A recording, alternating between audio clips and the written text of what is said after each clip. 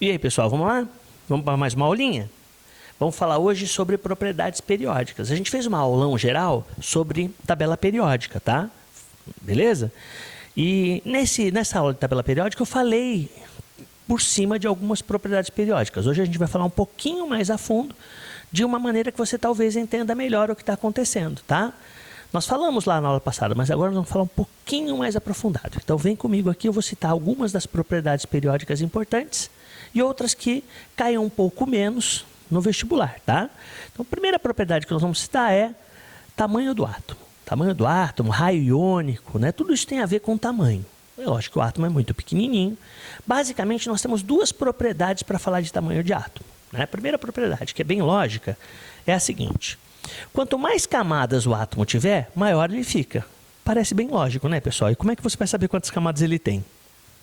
Ou você vai ter uma tabela periódica na tua mão, ou você vai fazer a distribuição eletrônica. Não sei se você se lembra, mas a distribuição eletrônica serve para isso. A distribuição eletrônica serve, entre outras coisas, para descobrir quantas camadas tem um átomo. Então vamos imaginar que eu fosse fazer a distribuição eletrônica de um átomo pequenininho. Tipo esse aqui, ó. Fiz a distribuição dele, ó. 1s2, 2s2, 2p3. Em que camada eu parei? Eu parei na camada 2, ó. Quer dizer, então, que esse meu átomo que está aqui, ó, ele está na segunda linha. A primeira linha, só tem esse cara vermelhinho aqui, que é o hidrogênio, e esse que é o gás hélio. Ele está aqui na segunda linha, ó, da tabela periódica. Poxa, ele está na segunda linha, ele só tem duas camadas, ele é pequeno, né, pessoal? Ele não é um átomo grande. Belezinha? Sussa. Na aula passada eu ensinei, inclusive, você a descobrir em que lugar da tabela periódica ele está. Toda vez que a distribuição para ou no S ou no P, o grupo é A. Então eu já sei que a distribuição parou no P, então ele é de grupo A. O que é A? 3 com 2, 5. Ele é do grupo 5A. Então, grupo 1A, grupo 2A, tem 10 de transição aqui, ó. 13 ou 3A, 14 ou 4A, 15 ou 5A. Ele está aqui, ó, na segunda linha no grupo 5A. Beleza? Então, o período, né, a linha que ele está na tabela periódica é a camada de valência. Como a camada de valência dele é 2, ele está na segunda linha. Ele é um desses casos aqui da segunda linha. Agora, se para no S ou no P, o número de elétrons é o nome do grupo. Grupo 1A, grupo 2A, pula todos do meio. 13 ou 3A, 14 ou 4A, 15 ou 5A, 16 ou 6A, 17 ou 7A, 18 ou 8A. Beleza? Mas isso não é importante agora. O importante é que ele só tem duas camadas. Deu para entender, pessoas? Duas camadas, pequenininho, ó. Núcleo, uma camada, duas camadas. Agora eu vou lá e faço a distribuição eletrônica de um elemento que tem número atômico 19. Tudo bem? Então aqui a minha distribuição, ó. 1s2, 2s2, 2p6, 3s2, 3p6, 4s1. Olha, só tem um aqui, ó, um elétron na camada de valência. Quantas camadas ele tem, pessoal? Ele tem 4 camadas. Então já sei que ele está no primeiro, segundo, terceiro, ele está no quarto período da tabela periódica. Sussa, pessoas. Está na quarta linha.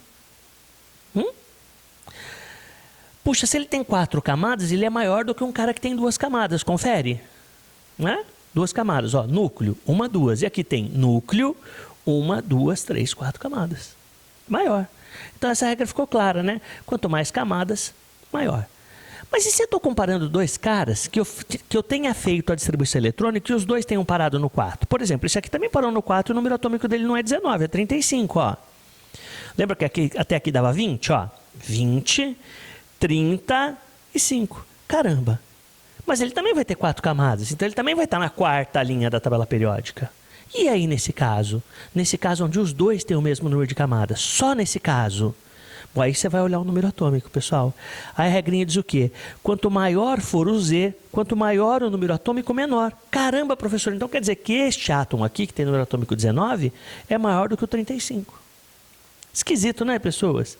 Mas tem uma explicação para isso. Né? É como se isso aqui fosse um ímã. O núcleo do átomo está puxando os elétrons para perto dele. E se eu tenho um ímã mais forte, ele consegue puxar esses elétrons com mais força. É uma boa explicação, não é? Por isso aí os elétrons vão ficar um pouquinho mais próximos do núcleo do que no primeiro caso. Então, em relação a tamanho, alguma dúvida, pessoas? Tudo bem? Deu para entender? Muito, muito complexo? Não, né? Primeiro, distribuição eletrônica. Olha camadas. Quem tem mais camadas é maior. Depois, distribuição eletrônica. E camadas iguais, ó, 4, 4. Vê quem tem o maior número atômico, quem tem o maior número atômico é o menor. Tá bom? Eletronegatividade e eletropositividade. Que é isso, professor? O que é ser eletronegativo? Aí volta lá para a primeira aula que a gente deu, pessoas. Olha como as coisas estão muito relacionadas. Ó. O que a eletronegatividade é? Bom, quando o átomo tem tendência de receber elétrons, ele quer virar ânion. Quanto mais vontade ele tiver de receber elétrons, mais vontade ele tem de ser ânion.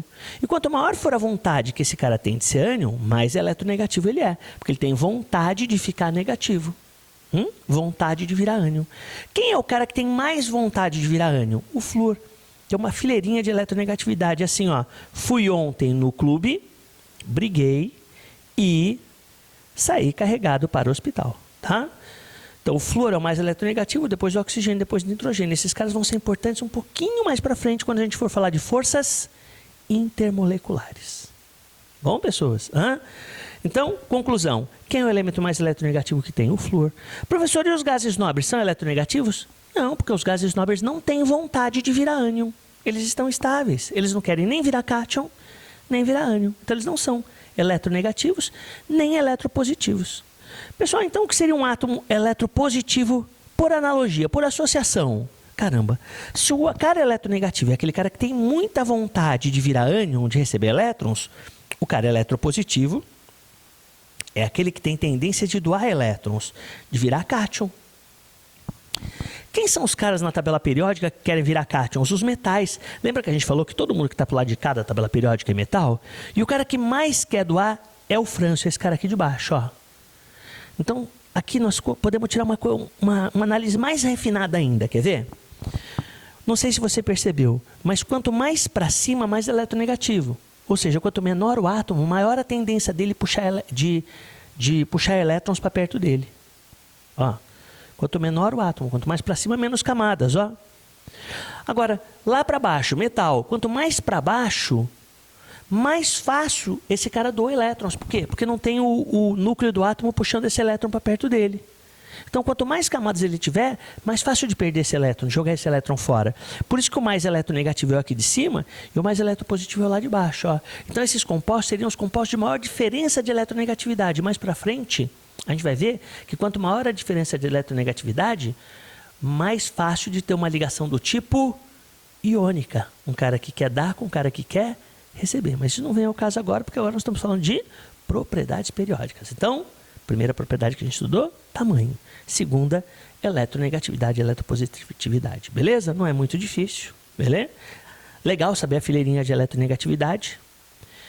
Aula curtinha, né? Dá para você fazer bastante exercício. Tente fazer os exercícios. Manda a bucha. Próxima aula a gente vai falar das outras propriedades.